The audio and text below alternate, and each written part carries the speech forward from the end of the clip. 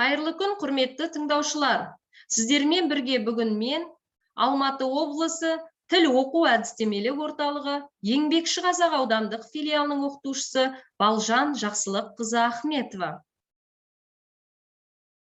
Бүгінгі сабағымыздың тақырыбы үй, көршілер, өмір салты.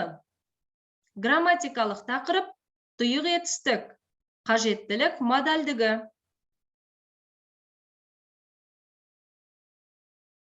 Сабақта кездесетін жаңа сөздермен таныс болыңыздар, менімен бірге қайталап отырыңыздар.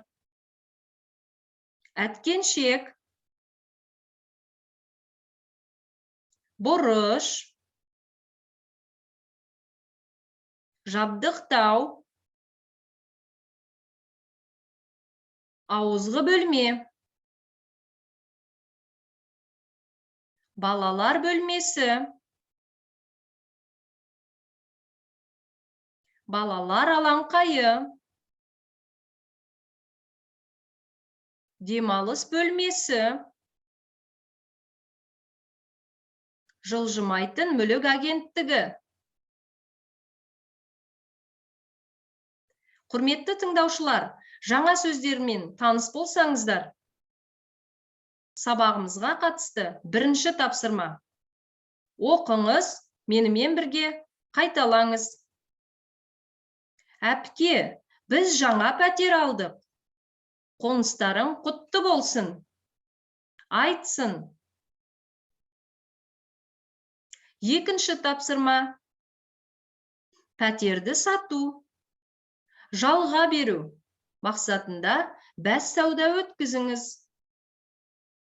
Үйдің бағасын қойған кезде төмендегі сөздерді қолданып, үйді немесе пәтерді мақтап, бағаны көтере түсейік.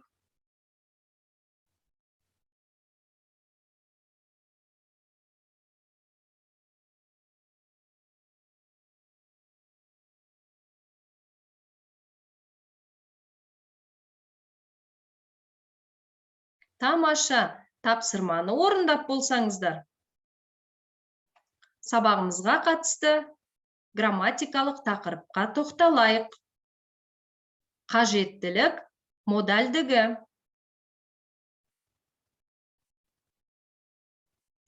Модаль сөздер сөйлеушінің сөйлем мазмұнына көз қарасын білдіретін сөздер.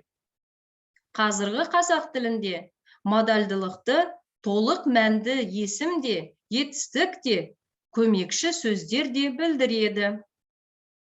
Олар керек, қажет, тиіс, сияқты, дейді, білем, бар, жоқ, екен, шығар, болар сөздері арқылы жасалады. Сабағымыздың үшінші тапсырмасы. Берілген суреттерге мұқият болыңыздар. Модаль сөздерді пайдаланып, сөйлем құраңыз.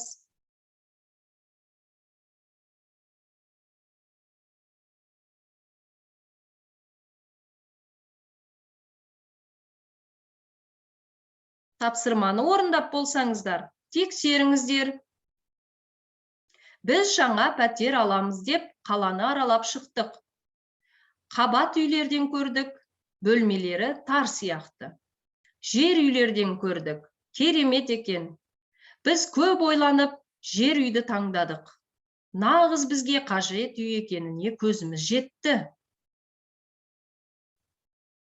Тапсырманы тексеріп болсаңыздар, төртінші тапсырма. Қай кезде айтасыз? Алдарыңызға берілген сөйлемдерді ретімен қойып жазып шығыңыздар.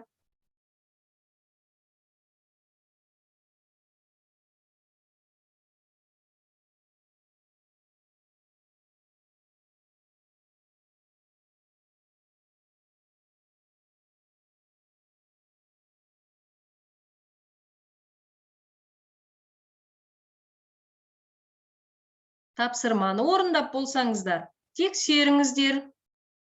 Менің есімім Айсәуле. Танысқаныма қуаныштымын. Біз жаңа үй сатып алдық. Қоныстарың құтты болсын. Айтқаныңыз келсін.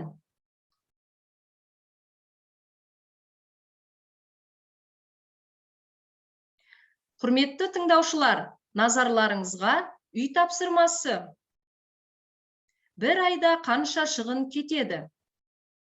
Өз шығыныңызды есептей аласыз ба? Сіз қазір жұмыс істейсіз. Өзіңіз жеке пәтерде тұрасыз. Өзіңізді өзіңіз қамтамасыз ету үшін ай сайын алатын жалақыңызды есептеп, үнемдеп жұмсау керек. Сонымен қатар демалуды да ұмытпау керек. Демек, бәрін қалай жоспарлайсыз? Төменде берілген деректерді пайдаланыңыз. Осы жағдайдағы өмір сүру салты туралы жазыңыз.